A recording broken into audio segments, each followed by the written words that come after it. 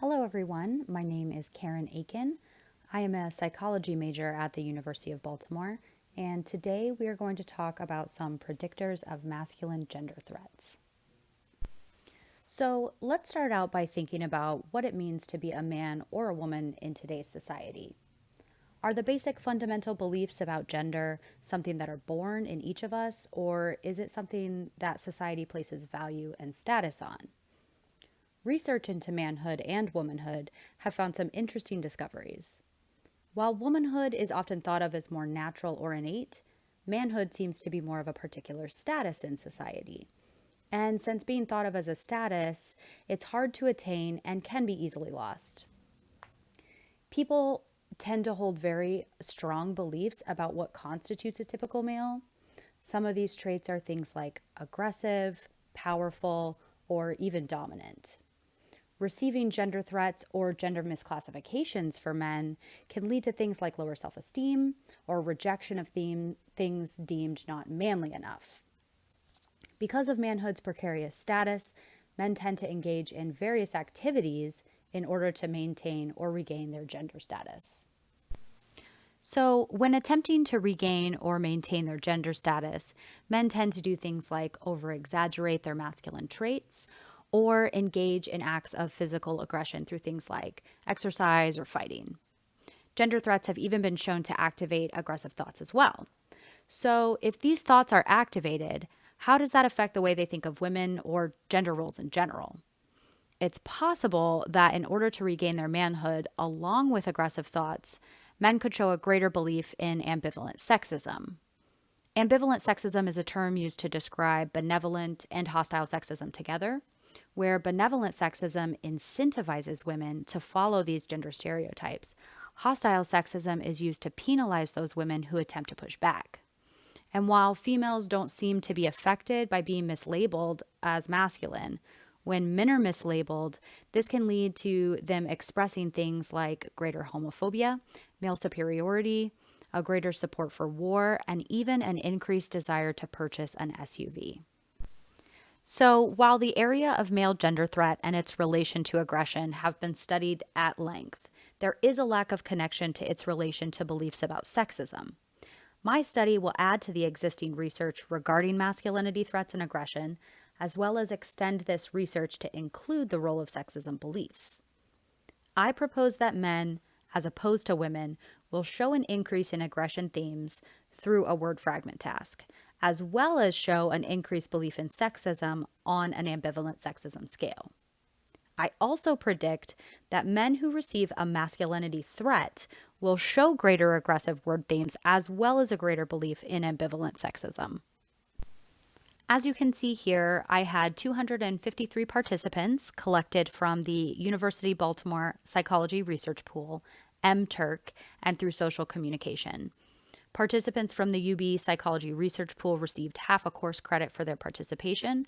Participants that were gathered from Amazon's Mechanical Turk received 50 cents in compensation, and participants from social communication received no compensation. Here is the breakdown of the demographics collected from the study. As you can see, particularly, there was a fairly equal number of males to females, with slightly more females than males.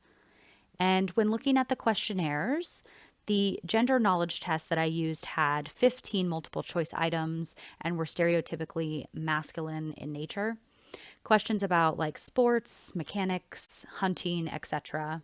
One of the questions that we used was, what team did Bob Gibson pitch for as a Cy Young winner in 1970?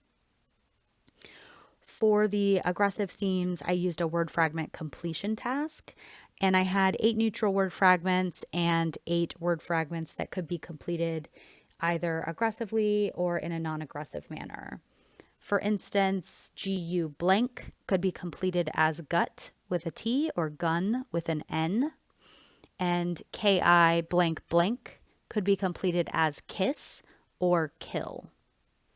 I also used an ambivalent sexism scale that I mixed into a personality assessment in an attempt to mask the sexism scale a bit. An example question from that scale is, women have a quality of purity to them that few men possess. and people responded from either strongly disagree to strongly agree on a 1 to 7 scale. So let me walk you guys through the study a little bit. I created a questionnaire titled Personality and Attitudes. It was randomized by Qualtrics and then distributed into the UB Psychology Research Pool, MTurk, as well as through social media. Qualtrics is an online survey program that is used to create surveys, and MTurk is a crowdsourcing program created by Amazon, and it's frequently used in the social sciences to gain participants for surveys. So after reviewing the informed consent, I asked participants to complete 6 demographic questions and then directed them to answer the 15 questions regarding stereotypical male knowledge. Depending on the randomization of Qualtrics, they would either receive a score of 80%, which I labeled as an average score, or they would receive a score of 25%, which was labeled far below average. I then directed the participants to the 16-question word fragment task, and then finally they were directed to the Ambivalent Sexism scale. And after they completed the survey, I had a debriefing form that outlined the deception that I used regarding the masculinity scale, and it showed the true nature of the study. I eliminated participants who did not complete the survey. Also, there were 2 questions that I embedded into the survey to look for automated responses or bots. So anyone who got 1 or more of those questions wrong were removed as well. This led to a final total of 204 responses. Contrary to my hypothesis, the data showed that men who received a gender threat did not report more aggressive themes or an increased belief in ambivalent sexism.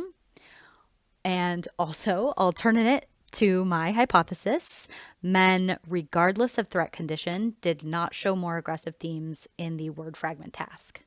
However, supporting my hypothesis, men, regardless of the gender threat or not, did show an overall increase in ambivalent sexism over women.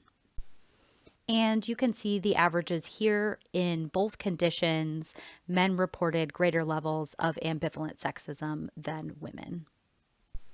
So with ambivalent sexism helping defend and keep the status quo, as predicted, men did report greater ambivalent sexism. However, contrary to my other hypotheses, men did not report more aggressive themes in the word fragment task. Also, men in the threatened condition didn't show more aggressive themes or belief in ambivalent sexism. And with a large body of research into the area of masculine gender threat and aggression being utilized to regain that feeling of masculinity, it's possible that these inconsistent results are partially due to the way that I carried out the study. Research into masculinity threat and adherence to traditional gender roles has demonstrated that there is an audience expectancy effect that can take place.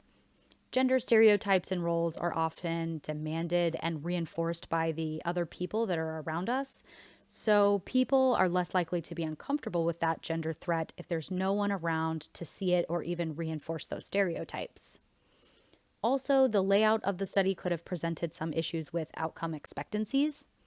This could have led participants to seeing through the manipulation and even attempting to write less aggressive words or appear less sexist.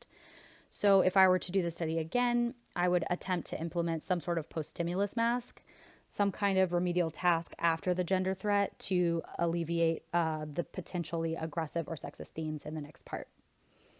Because people don't really want to be seen as aggressive or sexist. Some things to look at in the future could be interesting are testosterone levels, age differences, or even political affiliation.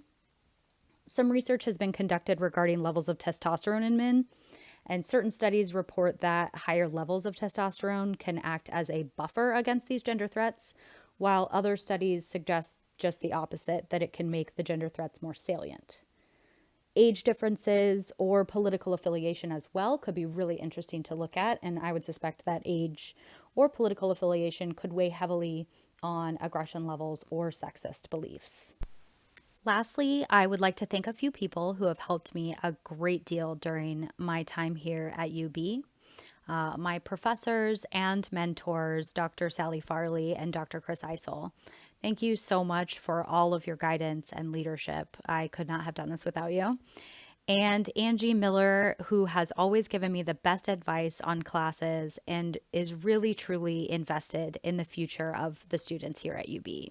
And lastly, I want to thank all of you. So thank you, and let me know if you have any questions.